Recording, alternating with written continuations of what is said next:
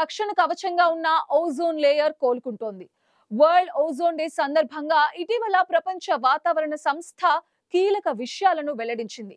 2024లో అంటార్క్టికాపై ozone రంధ్రం గత సంవత్సరాల కంటే చిన్నదిగా ఉందని, 4 దశాబ్దాల అంతర్జాతీయ పర్యావరణ సహకారం ఫలితాలను చూపిస్తోందని పేర్కొంది.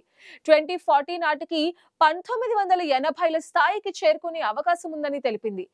అసలు భూమికి ఓజోన్ పొరకు ఉన్న సంబంధం ఏంటి? ఓజోన్ పొర రక్షణ కోసం ప్రపంచ దేశాలు ఎలాంటి చర్యలు తీసుకుంటున్నాయి? 1992లో అమల్లోకి వచ్చిన మాంట్రియల్ ప్రోటోకాల్ అంటే ఏంటి? Let's watch the story.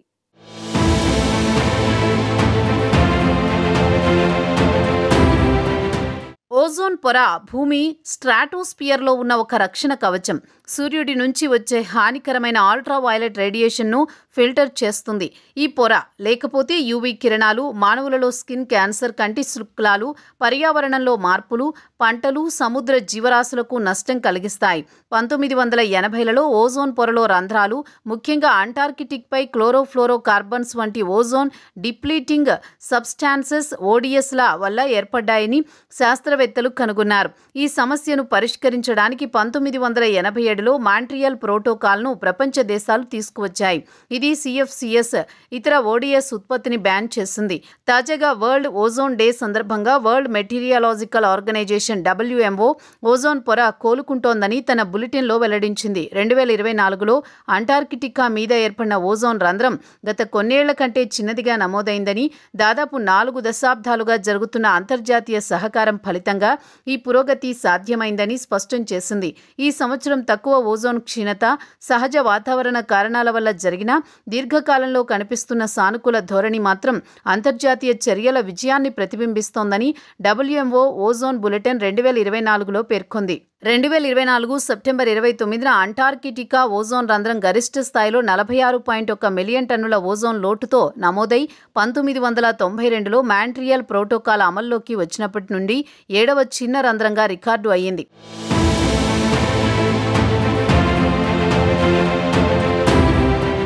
తక్కువ ఓజోన్ క్షీణతకు సహజ వాతావరణ కారణాలు, స్ట్రాటోస్పియర్లో అసాధారణ టెంపరేచర్, విండ్ ప్యాటర్న్లు కొంతవరకు దోహదపడ్డాయి.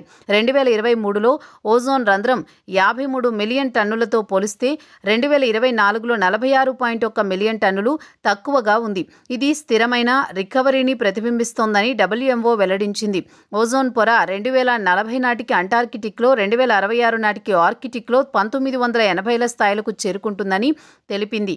ప్రతి ఏటా సెప్టెంబర్ 16న వరల్డ్ ఓజోన్ డేను జరుపుతారు. అంతేకాక ఓజోన్ పొర పరిరక్షణ కోసం రూపొందించిన వియన్నా కన్వెన్షన్ ఈ ఏడాది 40 ఏళ్లు పూర్తి చేసుకుంది. ఇది తొలిసారి స్ట్రాటోస్పిరిక్ ఓజోన్ హ్రాసాన్ని ప్రపంచ సమస్యగా గుర్తించింది. UN ప్రధాన కార్యదర్శి ఆంటోనియో గుటెరస్ ఈ విజయాన్ని బహుపాక్షిక సహకారానికి మైలురాయిగా అభివర్ణించారు. శాస్త్రవేత్తల హెచ్చరికలను దేశాలు పాటించినప్పుడు ఎంతటి పురోగతి సాధ్యమవుతుందో ఇది చూపించిందని అన్నారు. మాంట్రియల్ ప్రోటోకాల్ కింద ఫ్రిజ్లు, ఎయిర్ కండిషనర్లు, ఫైర్ ఫోమ్లు, హెయిర్ స్ప్రేలో వాడిన 99% పైగా హానికర రసాయనాలను తొలగించారు. మాంట్రియల్ ప్రోటోకాల్ లేకపోతే ఓజోన్ రంధ్రం మరింత పెరిగి అధిక యూవీ కిరణాల కారణంగా విస్తృతంగా చర్మ క్యాన్సర్, కంటి శుక్లాలు, పర్యావరణ నష్టం జరిగే ప్రమాదం ఉండేదని శాస్త్రవేత్తలు చెబుతున్నారు.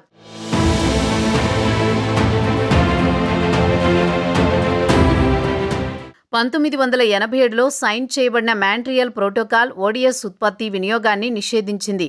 ఈ అంతర్జాతీయ ఒప్పందం 197 దేశాల సహకారంతో ఓజోన్ పొర క్షీణతను తగ్గించడంలో విజయవంతమైంది.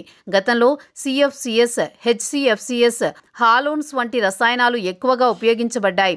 ఇవి ఓజోన్ మాలిక్యూల్స్ను నాశనం చేశాయి. మాంట్రియల్ ప్రోటోకాల్ ద్వారా ఈ రసాయనాలపై నిషేధం విధించడంతో ఓజోన్ పొర రికవరీకి దారితీసింది. 2024లో అంటార్కిటిక్ ఓజోన్ రంధ్రం చిన్నదిగా ఉండడం ఈ ఒప్పందం యొక్క ఫలితమని WMO ధృవీకరించింది. ఈ ప్రోటోకాల్ క్లైమేట్ చేంజెస్ను తగ్గించడంలో సహాయపడిందని తెలిపింది. WMO డేటా ప్రకారం ఓజోన్ రంధ్రం 2000 సంవత్సరంలో 60 మిలియన్ టన్నుల డెఫిసిట్తో పోలిస్తే 2024 46.1 మిలియన్ టన్నులకు తగ్గింది. అయితే ఓజోన్ పొర రికవరీపై WMO అంచనా వేస్తున్నా ఇంకా అనేక ఆందోళనలున్నాయి. చైనా సహా పలు దేశాల్లో CFC-11 వంటి నిషేధిత రసాయనాలను అక్రమంగా ఉత్పత్తి చేస్తున్నట్లు గతంలోనే గుర్తించారు. దీంతో ఓజోన్ రికవరీ ఆలస్యమయ్యే అవకాశం ఉందంటున్నారు. అదనంగా క్లైమేట్ చేంజ్, స్ట్రాటోస్పియర్ అట్మాస్ఫియర్ టెంపరేచర్లను ప్రభావితం చేస్తుంది. ఇది ఓజోన్ రికవరీని సంక్లిష్టం చేస్తుంది.